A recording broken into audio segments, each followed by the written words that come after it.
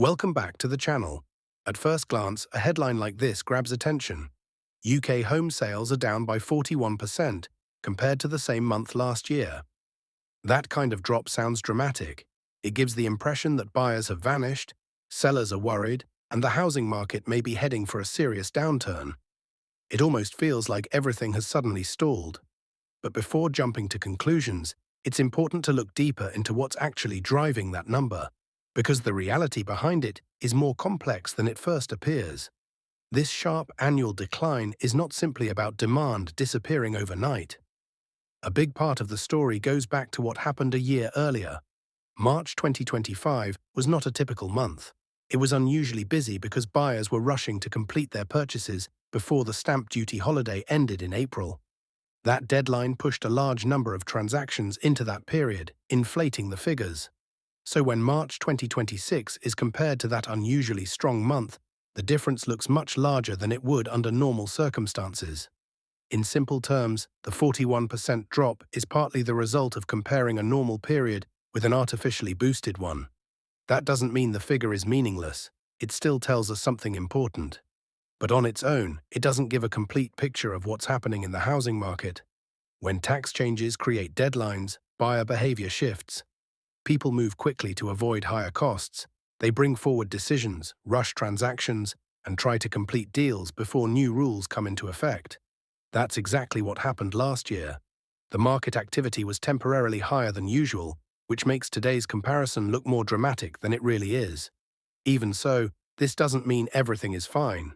It simply means the headline number needs to be understood in context. Looking beneath the surface, the situation is more mixed. On one side, there are signs that the market hasn't completely stalled. Around 104,700 home sales took place across the UK in March 2026, which was slightly higher than the previous month by about 1%. In fact, it was the strongest monthly figure since March 2025. That suggests some level of ongoing activity, but at the same time, there are clear pressures building. Buyers are dealing with fluctuating mortgage rates, stretched affordability, and ongoing concerns about inflation. On top of that, global uncertainty, especially the conflict in the Middle East, has added another layer of instability. This has affected energy prices, influenced inflation expectations, and created uncertainty around future interest rates. All of this contributes to a market that feels fragile rather than stable. Mortgage rates are particularly important here. For most buyers, the monthly payment determines everything. It decides whether they can afford to buy, whether they can move, or whether they need to wait. When rates become unpredictable, confidence drops. Buyers hesitate, some delay decisions, while others walk away from deals altogether. Sellers feel this too. Even if there's interest in a property, that doesn't always lead to a completed sale. A buyer can show interest, make an offer, and still pull out if financing becomes too expensive or uncertain. This kind of volatility doesn't just increase costs, it creates doubt, and uncertainty slows the market down. The global situation also plays a role in ways that aren't always obvious. Rising oil prices can push up inflation. Higher inflation can influence expectations about interest rates. Financial markets react, swap rates move, and lenders adjust mortgage pricing. That chain reaction can ultimately affect someone trying to buy a home, even if the original cause is happening far away. So while the 41% drop isn't directly caused by global events, those events are adding to the pressure already present in the market. There's another important factor to consider: timing. Housing data often reflects decisions made weeks or even months earlier. Many of the transactions completed in March 2026 were likely agreed before recent uncertainties intensified. That means the current figures may not fully capture the latest changes in market conditions. The real impact may only become visible in the months ahead. As new buyers face current mortgage rates and economic conditions without the benefit of earlier agreements, this lag can make the market appear stable even as underlying confidence begins to weaken. Once the pipeline of earlier deals clears, the true state of demand becomes clearer. That's why it's not accurate to describe the current situation as a clear market crash. A true crash would typically involve rapidly falling prices, forced sales, and a sharp collapse in buyer confidence. The current data doesn't fully show that. The large annual drop is heavily influenced by last year's unusual activity. However, it would also be wrong to ignore the warning signs. Affordability remains a major issue. House prices are still high relative to incomes. Mortgage costs have risen compared to the ultra-low rates of previous years. Rent levels make it harder for first-time buyers to save deposits, and everyday living costs continue to put pressure on household budgets. People who bought homes during low interest rate periods are now facing higher costs when remortgaging. First-time buyers are struggling to enter the market. Existing homeowners may delay moving because upgrading has become more expensive.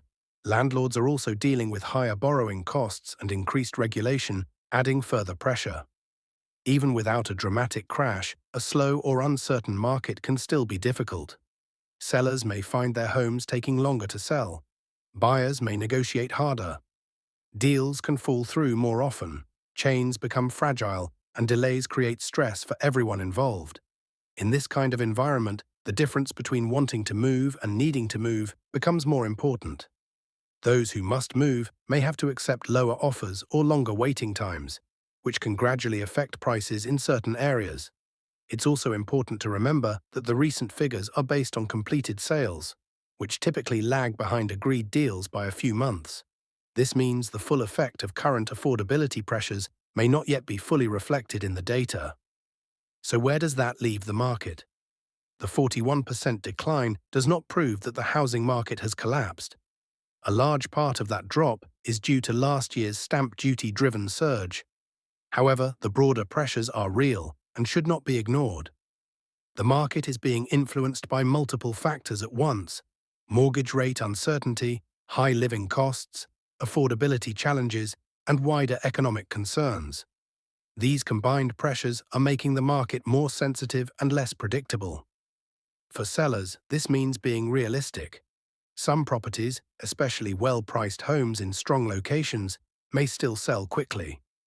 Others may take longer and require price adjustments. For buyers, there may be more room to negotiate and less competition.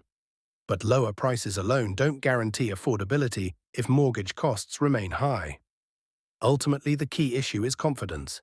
And right now, that confidence is fragile. The coming months will be crucial. If mortgage rates stabilize and lenders offer more competitive deals, activity could improve. But if inflation remains high and borrowing costs rise again, the market could face further challenges. So while the housing market is not clearly in a crash based on this data alone, it is under pressure and remains vulnerable. And for anyone involved, buyers, sellers, or homeowners, the situation is one to watch very closely.